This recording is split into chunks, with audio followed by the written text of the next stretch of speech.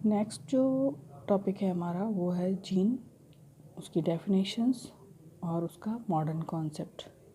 इसके अलावा transcription process जो कि प्रोकैरियोटिक और यूकैरियोटिक के अंदर हमें देखने को मिलता है। सबसे पहले जीन्स के बारे में देखें तो जीन्स जो है वो जॉनसन के द्वारा 1930 के अंदर जीन शब्द को व्याख्या की गई थी।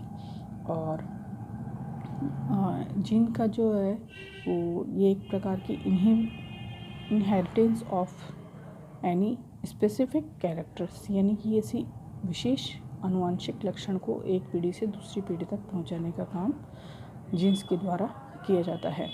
दूसरा है कि ये जो जीन्स होते हैं हमेशा ही पेयर्स के रूप में प्रेजेंट्स होते हैं, जिन्हें यहाँ पर एलिलोमॉर्फ कहा जाता है।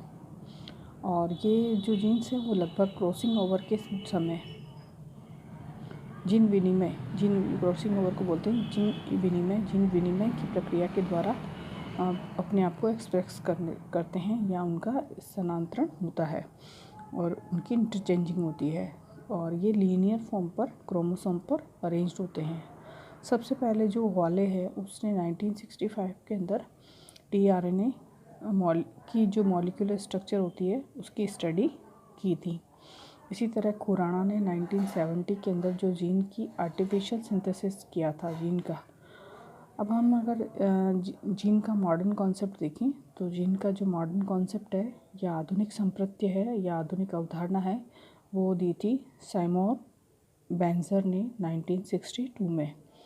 इस प्रकार जो जीन्स है वो किस तरह से उसके पार्ट जो है वो किससे बने होते हैं और क्या क्या कहलाते हैं वो आधुनिक संप्रत्य के अंदर उसकी डेफिनेशन के रूप में उसको दिया गया है। जैसे सबसे पहले हम देखें तो सिस्टोन जीन का जो है पार्ट है जो कि लगभग उसकी फंक्शनल यूनिट कहलाती है। और ये बहुत सारे जो म्यूटेंट्स होते हैं 2 या 2 से अधिक म्यूटोन्स से ये मिलकर बना होता है।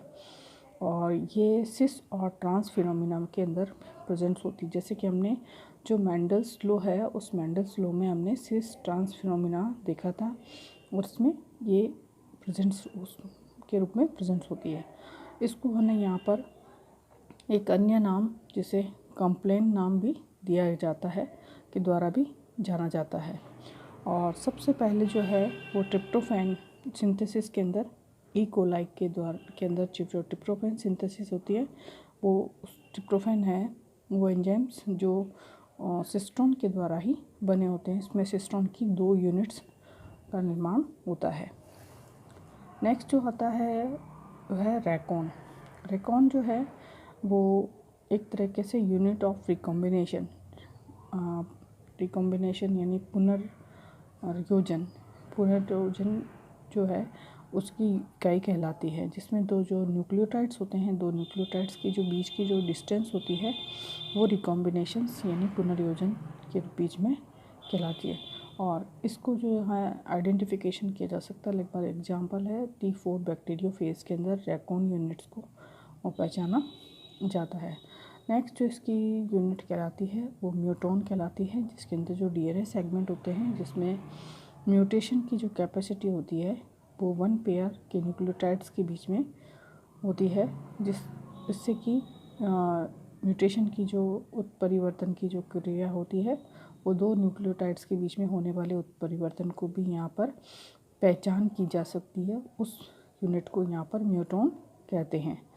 इसी तरह चौथी जो यूनिट्स होती हैं जिसे रेप्लिकॉन कहते हैं। ये जो रेप्लिकॉन है वो शब्द DNA रेप्लिकेशंस की यूनिट के फॉर्म में इसका यूज़ किया जाता है और ये क्रोमोसोम की फॉर्मेशन का काम करती है, गुणसूत्रों के निर्माण का काम करती है। और 5वीं पार्ट है जो है उसको हम कॉम्प्लेन या यूनिट कहते हैं, जो कि एक कम्प्लीमेंट्री यूनिट्स कहलाती है।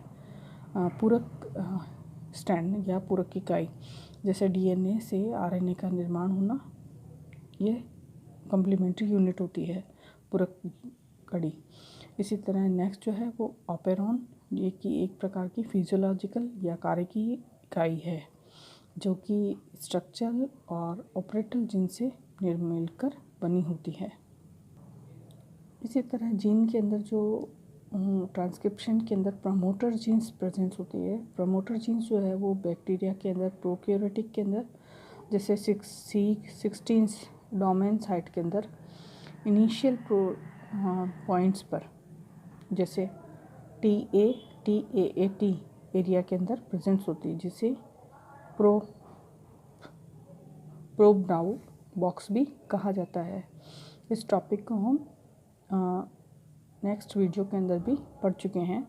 प्रोबनाउ बॉक्स कहा जाता है और इसके अंदर लगभग 10 बेस पेयर्स उसके अंदर प्रेजेंट्स होते हैं, जिससे उन 10 बेस पेयर्स को यहाँ पर 10 सीक्वेंस भी कहा जाता है। ये इनिशियल पॉइंट्स से लगभग 35 बेस पेयर सीक्वेंस एरिया के ऊपर अरेंज्ड होते हैं। इस 35 बेस पेयर सीक्वेंस को यहाँ पर रिकॉग्नाइज्ड रीजन्स भी कहा जाता है, जो कि RNA प्राइमरीज जो एंजाइम होते हैं, पॉलीमरेज जो एंजाइम होते हैं, उसके द्वारा आइडेंटिफिकेशन किया जाता है। जैसे कि जो DNA रेप्लिकेशन होता है, उस DNA रेप्लिकेशन के अंदर जो RNA प्राइमर का निर्माण होता है, वो यहाँ पर ये RNA की जो स्टार्टिंग या मैसेंजर RNA के फॉर्मेशन का जो काम होता है, उसे हम प्रमोटर जीन या स्टार्टिंग जीन कहते हैं। उसके बारे में यहाँ पर बताया जा रहा है डिटेल में। इसी तरह यहाँ पर जो यूकेरियोटिक्स है, उसमें जो है वो RNA पॉलीमरेज सेकेंड जो होता है, वो प्रमोटर जीन्स में के लिए उसमें अंदर पाए जाते हैं। जैसे 25 बेस पेयर से लेके 100 बेस पेयर के बीच में 3 एरियाज़ होते हैं, जिसमें जो टाटा क्षेत्र होता है वो थोड़ा कम इफ़ेक्टिव होता है, और हॉगनेस बॉक्स इसके अंदर प्रेजेंट्स होता है, जिसके अंदर 7 base pairs long areas presents होता है, जो कि इनिशियल पॉइंट्स के रूप में 20 बेस पेयर पहले ही प्रेजेंट्स होता है, जिसे GC या सीक्वेंस द्वारा भी घिरा रहता है। और CAAT बॉक्स ट्रांसक्रिप्शन में इनिशियल हेतु आवश्यक होता है। इस तरह यहाँ पर यूकेरियोटिक और प्रोकैरियोटिक दोनों के अंदर ही DNA से मैसेंजर RNA का निर्माण और उसका प्रमोटर्स किस तरह से, उन प्रमोटर्स का निर्माण होता है और प्रमोटर्स किस तरह से उनके अंदर डाटाबेस पाया जाता है, उसके बारे में यहाँ पर जानकारी दी गई है।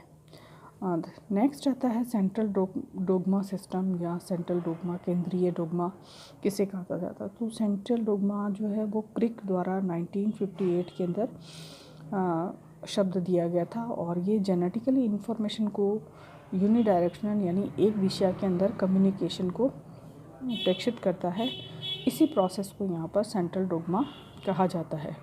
जैसे DNA है, उससे मैसेंजर RNA का निर्माण, और मैसेंजर RNA पर जो जीन्स पाए जाते हैं, जो न्यूक्लियोटाइड्स हो जाता है, उससे प्रोटीन का कोड होता है और प्रोटीन का फॉर्मेशन होता है। तो ये जो कॉन्सेप्ट है कि about communications of genetical information, जो आनुवंशिक सूचनाएं होती है, उसके संप्रेषण के संप्रत्य पर आधारित होता है, जिसके अंदर ये सबसे पहला जो देखेंगे यहाँ पर यूनिडायरेक्शनल कम्युनिकेशन यानी एक दिशीय संप्रेषण या डायरेक्शन में, इसमें देखिए सबसे पहले यहाँ पर दिखाया गया है जो DNA होता है, वो DNA उसका ट्रांसक्रिप्शन होता है, अनुलेखन होता है, और अनुलेखन की प्रक्रिया के द्वारा RNA का निर्माण होता है, मैसेंजर RNA, और मैसेंजर RNA वो उसका ट्रांसलेशन होता है, और ट्रांसलेशन होकर प्रोटीन का निर्माण होता है, जो कि उसकी आवश्यकता के अनुसार होता है। इसी तरह यहाँ पर जो सेंट्रल डोग्मा होता है, उसकी सेकंड फिनोमिना होती है सर्कुलर कम्युनिकेशन। सर्कुलेशन कम्युनिकेशन की जो कॉन्सेप्ट, तो उसको बैरी कॉमनर द्वारा 1968 में दिया गया था, जिसमें देखिए DNA से RNA का निर्माण होता है, और RNA से प्रोटीन का फॉर्मेशन होता है, और प्रोटीन के फॉर्मेशन के आधार पर ही RNA का निर्माण होता है, और RNA से फिर DNA का निर्माण हो जाता है। तो ये एक प्रकार का सर्कुलर यानी वक्राकार संप्रेषण कहलाता है। इसी तरह तीसरा जो सेंट्रल डोग्मा थ्योरीज दी गई थी, वो रिवर्स कम्युनिकेशन या अनुत्क्रमणीय संप्रेषण के आधार पर तीसरे फिनोमेना को प्रेजेंट किया गया था, जिसको कि टर्माइन ने 1964 के अंदर दिया था, और इसे टर्मिनिज्म शब्द भी या टर्मिनिज्म थ्योरी भी कहा जाता है। जिसके अंदर देखिए यहाँ पर DNA है, उसके अंदर ट्रांसक्रिप्शन जो होता है वो रिवर्स होता है। देखिए ये दोनों दिशाओं के अंदर आरएनए से डीएनए बन सकता है, डीएनए से आरएनए बन सकता है। तो यहाँ पर ट्रांसक्रिप्शन जो है वो रिवर्स ट्रांसक्रिप्शन दिया गया जिसमें आरएनए बन गया, आरएनए का वापस ट्रांसलेशन होता है, फिर प्रोटीन सिंथेसिस की प्रक्रिया कंप्लीट होती है। तो यहाँ पर इस प्रोसेस को रिवर्स कम्युनिकेशन प्रोसेस कहा गया है। अब यहाँ पर रिवर्स जो ट्रांसक्रिप्टेज एंजाइम्स होते हैं वो रिवर्स ट्रांसक्रिप्टेज एंजाइम जो है वो आरएनए डिपेंडेंट या डीएनए पॉलीमरेज एंजाइम्स होता है। ये आरएनए जो एंजाइम होता है वो आरएनए ट्यूमर वायरस से आइसोलेटेड करके प्राप्त किया गया है। इस प्रोसेस को रिवर्स ट्रांसक्रिप्शन या रिवर्स सेंट्रल डोग्मा भी कहा जाता है। अब हम ट्रांसक्रिप्शन प्रोसेस को देखें तो ट्रांसक्रिप्शन प्रोसेस जो है वो लगभग 2 टाइप का पाया जाता है। हमने अब तक प्रमोटर्स पढ़े थे कि यूकैरियोटिक के प्रमोटर्स कैसे काम करता है, प्रोकैरियोटिक के प्रमोटर कैसे काम करता है। तो ट्रांसक्रिप्शन का प्रोसेस को 2 भागों के अंदर डिवाइड किया गया है, प्रोकैरियोटिक ट्रांसक्रिप्शन और यूकैरियोटिक ट्रांसक्रिप्शन। सबसे पहले हम प्रोकैरियोटिक ट्रांसक्रिप्शन के बारे में पढ़ते हैं। तो जो ट्रांसक्रिप्शन की प्रक्रिया है, देखिए यहाँ पर डायग्राम के अंदर देखिए जो डीएनए है ये स्ट्रक्चर को डीएनए रूप में प्रेजेंट किया गया। तो यहाँ पर जो डीएनए है वो कॉइल की अनकॉइलिंग होती है। सबसे पहले डीएनए की डबल हेलिक्स है, ये जो कॉइल होती है, और इसके बाद ये जो कॉइल है वो अनकॉइल्ड के अंदर कन्वर्ट हो जाती है। और यहाँ पर जो है कि देखिए कोडिंग स्टैंड के अंदर ये जो डीएनए का एक स्टैंड है वो टेम्पलेट के रूप में वर्क करता है और कोडिंग स्टैंड करता है। इसको एंटीसेंस कहते हैं, ये नेगेटिव होता है। और जो मैसेंजर आरएनए प्रमोटर आरएनए के रूप में, ये प्रमोटर आरएनए के रूप में ये आरएनए पॉलीमरेज से जुड़ जाता है और मैसेंजर आरएनए का फॉर्मेशन यहाँ पर करता है। जो हमने पढ़ा है इसको यहाँ पर नॉन कोडिंग स्टैंड कहते हैं और इसे सेंस भी कहते हैं और इसे पॉजिटिव के साइन के द्वारा दर्शाया जाता है। तो यहाँ पर ये जो प्रोसेस है ये प्रोकैरियोटिक के अंदर होने वाली प्रक्रिया है। तो देखिए यहाँ पर जो आरएनए सिंथेसिस राइबोन्यूक्लियोटाइड्स जो होते हैं वो ट्राईफॉस्फेट फॉर्म में प्रेजेंट होते हैं, जैसे एटीपी। यहाँ पर एटीपी का मतलब होता है adenine triphosphate, CTP cytosine triphosphate, GTP guanosine triphosphate और यूरेसिल ट्राईफॉस्फेट। क्योंकि आरएनए है इसलिए थाइमिन के स्थान पर यूरेसिल प्रेजेंट एडेनिन के स्थान पर यूरेसिल प्रेजेंट होता है। इसके अलावा इसके अंदर मैग्नीशियम या मैग्नीज के आयंस और डबल स्टैंड डीएनए जो है वो इसके अंदर नेसेसरी जो होते हैं उसके ऊपर प्रेजेंट होते हैं। नेसेसरी रिक्वायरमेंट जो होते हैं सिंथेसिस के लिए वो ये सब ज़रूरी है। इसके अलावा डीएनए टेम्पलेट्स पर जो है वो आरएनए का सिंथेसिस होता है और ये जो आरएनए का सिंथेसिस होता है वो 5 to 3 स्टैंड पर होता है। यहाँ पर देखिए, यहाँ पर तो अगर ये स्टैंड जो है वो 5 to 3 है तो ये संश्लेषण, ये 3 to 5 है तो यहाँ पर जो संश्लेषण स्टार्ट होगा वो 5 to 3 डायरेक्शन के अंदर होगा। तो यहाँ पर जो सिंथेसिस डीएनए टेम्पलेट पर आरएनए का सिंथेसिस जो होता है वो 5 to 3 डायरेक्शन के अंदर होता है। ये याद रखने की चीज़ है।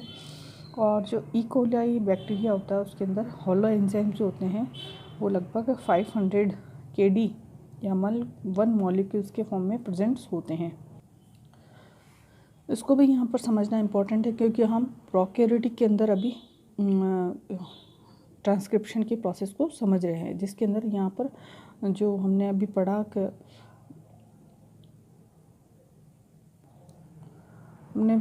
जो होलो एंजाइम्स होता है उस होलो एंजाइम्स की लगभग 5 यूनिट्स जो होती है वो प्रोकैरियोटिक के अंदर प्रेजेंट होती हैं। जैसे देखिए 5 होलो एंजाइम्स की 5 यूनिट में 2 अल्फा यूनिट्स, 1 बीटा यूनिट्स और 1 बीटा डैश यूनिट और 1 सिग्मा यूनिट इसके अंदर जुड़ी रहती है और होलो एंजाइम्स का फॉर्मेशन करती है। ये आरएनए पॉलीमरेज जो है वो टीआरएनए, एमआरएनए और आरआरएनए ये सबको ही ट्रांसक्रिप्ट करने में कैपेबल होते हैं। तीनों ही प्रकार के आरएनए को ये ट्रांसक्रिप्ट या अनुलेखन करने का में सक्षम होते हैं। आरएनए पॉलीमरेज जो है वो एक प्रकार का होलो एंजाइम्स कंपोनेंट है जिसके अंदर क्या क्या प्रेजेंट होते हैं, जिसके अंदर core enzymes, alpha 2 units, beta और बीटा डैश और इसके अलावा इसके अंदर कोफैक्टर प्रेजेंट होता है, जैसा कि हमने ऊपर डायग्राम में देखा। तो ये क्या है, आरएनए पॉलीमरेज, जो कि होलो एंजाइम कहलाता है। होलो एंजाइम के जो कंपोनेंट्स को 4 पार्ट के अंदर डिवाइड किया गया है।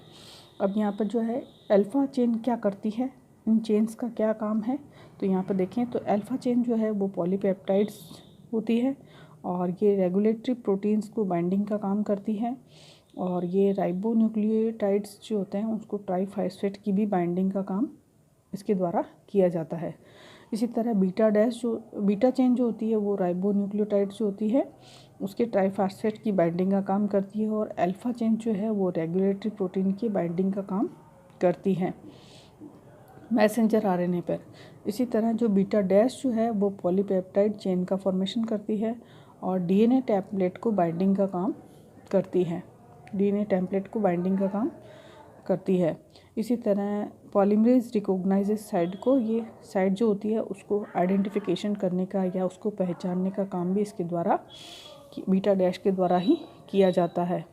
इसी तरह जो सिग्मा यूनिट होती है वो सिग्मा यूनिट है, ये प्रमोटर साइट को पहचानने के लिए और ट्रांसक्रिप्शन क्रिया को सुनिश्चित करने के लिए इसका उपयोग होता है। तो आप इस पूरी इन चारों ही यूनिट्स के द्वारा ट्रांसक्रिप्शन की जो स्टार्टिंग प्रोसेस है कि किस तरह से जो डीएनए है उस पर मैसेंजर आरएनए किस तरह से बनने की क्रिया स्टार्ट होती है, या उसके जो जुड़ने की क्रिया है वो किस तरह से स्टार्ट होती है और किस तरह से उसमें प्रोटीन का संश्लेषण होता है। तो यहाँ पर इन प्रोसेस को यहाँ पर दिखाया गया है। आगे देखें तो फंक्शन ऑफ आरएनए पॉलीमरेज है। तो पॉलीमरेज के क्या क्या फंक्शन है, सबसे पहले देखें तो ये ई कोलाई बैक्टीरिया है, उसमें लगभग 2000 प्रमोटर साइट्स को ये आइडेंटिफिकेशन कर सकती है। बैक्टीरिया में जो डीएनए प्रेजेंट होता है वो 2000 प्रकार के प्रमोटर साइट्स को पहचान सकता है। इसी तरह यहाँ जो डीएनए टेम्पलेट है उसको तैयार करने का काम भी आरएनए पॉलीमरेज के द्वारा ही किया जाता है, और ये राइबोन्यूक्लियोटाइड्स ट्राइफॉस्फेट की आइडेंटिफिकेशन करती है, और इनके बीच के अंदर जो है वो फॉस्फोडाइएस्टर बॉन्ड को बनाने का काम करती हैं। राइबोन्यूक्लियोटाइड ट्राइफॉस्फेट, जैसे हमने अभी पढ़ा था एटीपी और जीटीपी और सीटीपी, इसी तरह जो है इसके जो एंडिंग कोड्स होते हैं उनको डिस्कवर करने का काम भी आरएनए पॉलीमरेज के द्वारा ही किया जाता है। और ट्रांसक्रिप्शन रेट को कंट्रोल करने वाले जो एक्टिवेटर्स होते हैं, एक्टिवेटर्स जो होते हैं वह रिप्रेसर होते हैं, उसको रोकने वाले का फैक्टर्स जो होते हैं उनके इंटरेक्शन को कंट्रोल करने का काम भी आरएनए पॉलीमरेज के द्वारा ही किया जाता है। जैसे जो रो फैक्टर्स होता है उसकी प्रेजेंस में आरएनए सिंथेसिस की जो प्रोसेस होती है वो समाप्ति या टर्मिनेशन का काम करता है, यानी कि डीएनए के अंदर आरएनए का निर्माण, मैसेंजर आरएनए का निर्माण हो चुका है, अब उसका समापन करना है, तो इस क्रिया के लिए रो फैक्टर रिस्पॉन्सिबल होता है, जो कि आरएनए पॉलीमरेज के द्वारा ही नियंत्रित होता है। इस तरह यहाँ पर जो प्रोक्यूरेटिक है उसमें ट्रांसक्रिप्शन की जो स्टेजेस है वो हमें इस तरह से देखने को मिलती है। सबसे पहले जो है आरएनए पॉलीमरेज का डीएनए टेम्पलेट या प्रमोटर साइट को आइडेंटिफिकेशन करना और टेम्पलेट्स के फॉर्म में उससे जुड़ना। देखिए यहाँ पर ये जो हमें डायग्राम में दिखा गया है ये डीएनए ओपनिंग है, चेन्स डीएनए की दोनों ओपन हो गई है, और यहाँ डीएनए टेम्पलेट है। ये डीएनए एक साइड जो है वो डीएनए टेम्पलेट की तरह काम करती है, और यहाँ पर जो है वो आरएनए पॉलीमरेज ऐड करता है, रो फैक्टर जुड़ता है और ये प्राइमर के रूप में वर्क करता है और आरएनए सिंथेसिस या मैसेंजर आरएनए के सिंथेसिस के काम शुरू करता है। तो इसके लिए यहाँ पर पहला है आरएनए पॉलीमरेज का डीएनए टेम्पलेट के प्रमोटर साइट को पहचान कर टेम्पलेट से उसको जोड़ना। दूसरा है मैसेंजर आरएनए के इनिशिएशन या उसका प्रारंभन करना। तीसरा है मैसेंजर आरएनए का इलोंगेशन करना, और चौथा है टर्मिनेशन करना, यानी उसका समापन करना। तो देखिए ये फर्स्ट रिएक्शन वर्क हो गया, सेकंड हो गया और थर्ड हो गया। यहाँ पर टर्मिनेशन ये रो फैक्टर से होता है। इलोंगेशन सेकंड है इलोंगेशन ऑफ आरएनए चेन है। इस तरह से ये इनिशियल फर्स्ट होगा इनिशियल, सेकंड है इलोंगेशन और थर्ड है टर्मिनेशन। इस तरह से ये प्रोसेस हमें देखने को मिलती है। तो तो आरएनए की जो ट्रांसक्रिप्शन फैक्टर होते हैं उसको हम यहाँ पर एक रो चार्ट के द्वारा समझ सकते हैं। जैसे डीएनए है तो डीएनए की प्रमोटर साइट है, उस प्रमोटर साइट पर सिग्मा फैक्टर्स के बाइंडिंग हो जाता है, और सिग्मा फैक्टर जब बाइंडिंग हो जाता है तो सिग्मा फैक्टर के द्वारा इनिशियल साइट्स के अंदर की ये जो है आइडेंटिफिकेशन की जाती है। और आइडेंटिफिकेशन होने के बाद आरएनए पॉलीमरेज है वो सिग्मा फैक्टर की बाइंडिंग से आरएनए को इलोंगेशन का काम करता है, और इलोंगेशन के काम के बाद यहाँ पर आरएनए जो पॉलीमरेज होता है वह सिग्मा फैक्टर पॉलीमरेज से सिग्मा फैक्टर फ्री हो जाता है। उसके बाद यहाँ पर देखिए कोर एंजाइम सिग्मा फैक्टर का पॉलीमरेज से फ्री हो जाना, और आरएनए की जो लेंथ होती है उसके अंदर वृद्धि होती है, जिसके अंदर जो कोर एंजाइम्स होते हैं और आरएनए का निर्माण होता है, और आरएनए से आरएनए के टर्मिनेशन की प्रोसेस स्टार्ट होती है। इसके बाद यहाँ पर देखिए core polymerase sigma factors binding rebinding करता है, और रीबाइंडिंग के कारण आरएनए पॉलीमरेज जो है वो एंजाइम ओरिजिन होता है, और 2 अल्फा चेन्स प्लस बीटा और बीटा डैश और रो चेन का फॉर्मेशन आरएनए पॉलीमरेज के द्वारा ओरिजिन के द्वारा वर्क किया जाता है। इसी तरह जो नेक्स्ट तो हमारा था ट्रांसक्रिप्शन इन यूकैरियोटिक। तो यूकैरियोटिक के अंदर जो ट्रांसक्रिप्शन की प्रोसेस होती है वो 2 पार्ट में होती है, क्योंकि यूकैरियोटिक के अंदर जो ट्रांसक्रिप्शन प्रोसेस है वो लगभग केंद्रक न्यूक्लियस के अंदर RNA polymerase HN RNA present होता है, और न्यूक्लियोलस होता है जिसके अंदर आरएनए पॉलीमरेज फर्स्ट पाया जाता है, और न्यूक्लियोप्लाज्म होता है जिसके अंदर आरएनए पॉलीमरेज सेकंड प्रेजेंट होता है, और साइटोप्लाज्म होता है जिसके अंदर आरएनए पॉलीमरेज थर्ड प्रेजेंट होता है। तो इस प्रकार यहाँ पर यूकैरियोटिक्स के अंदर आरएनए पॉलीमरेज फर्स्ट सेकंड और थर्ड प्रेजेंट्स होते हैं, और ये प्रक्रिया जो है वो 2 चरणों के अंदर पूरी होती है। पहले जो है वो सिंथेसिस ऑफ मैसेंजर आरएनए, ये मैसेंजर आरएनए का निर्माण जो है वो केंद्रक के अंदर होता है, और केंद्रक से मैसेंजर आरएनए बनकर साइटोप्लाज्म के अंदर आ जाता है, और जिसके स्टैंड के अंदर कुछ चेंजेस हो जाते हैं। तो ये यहाँ पर हम इस प्रक्रिया को देख सकते हैं। तो जो न्यूक्लियस है उसके अंदर जो डीएनए डबल हेलिक्स के रूप में प्रेजेंट होता है, और यहाँ पर जो मैसेंजर आरएनए उस मैसेंजर आरएनए 5 एंड से 3 एंड्स पर मैसेंजर आरएनए पॉलीमरेज के द्वारा मैसेंजर आरएनए का निर्माण होता है, और इसके अंदर जो HN आरएनए होता है लगभग 3000 से लगभग 45,000 बेस पेयर्स का बना होता है। इस मैसेंजर आरएनए पर पॉली ए टेल अर्जेंस होती है, जो कि addition of poly A tail जो लगभग 200 क्षारक की पॉली ए टेल इसके पर जुड़ी रहती है, जबकि यह न्यूक्लियस से साइटोप्लाज्म के अंदर प्रवेश करता है।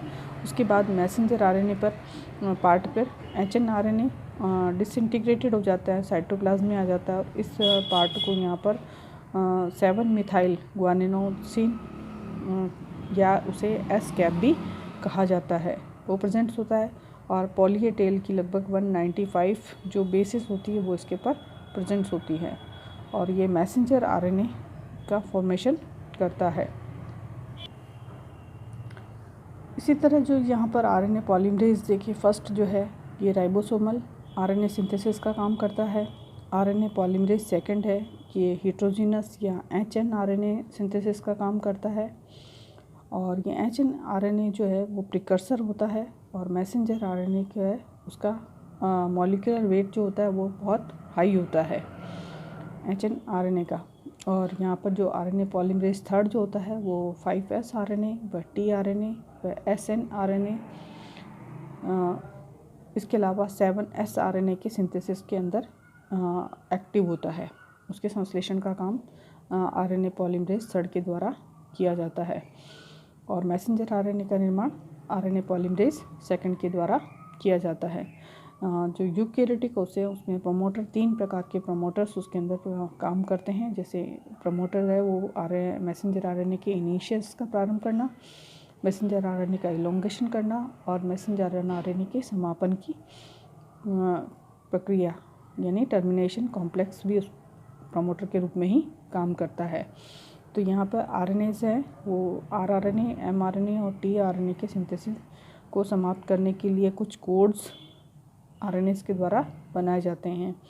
मैसेंजर आरएनए जैसे cell box 5A GGT CGA CCA GT AA TN TC CG और 3 एंड।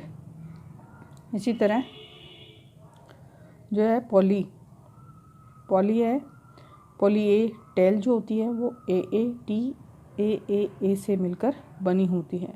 इसका क्लीवेज जो होता है वो 5 एंड पर, AAU AAA 3 एंड्स पर व DNA टेम्पलेट पर डीऑक्सी एडेनाइड क्लस्टर या टर्मिनेशन की जो प्रोसेस होता है उसको कंप्लीट करने का काम करता है। और इस तरह जो है यूकेरियोटिक और प्रोकैरियोटिक के अंदर मैसेंजर आरएनए का जो संश्लेषण है वो कंप्लीट हो जाता है। मैसेंजर आरएनए स्टार्ट कैसे होता है, मैसेंजर आरएनए में प्रमोटर कैसे जुड़ता है, उसके लिए कोडिंग कैसे बनती हैं, इन सभी प्रक्रियाओं को यहाँ पर प्रोकैरियोटिक और यूकेरियोटिक ट्रांसक्रिप्शंस की प्रोसेस के अंदर समझाया गया है।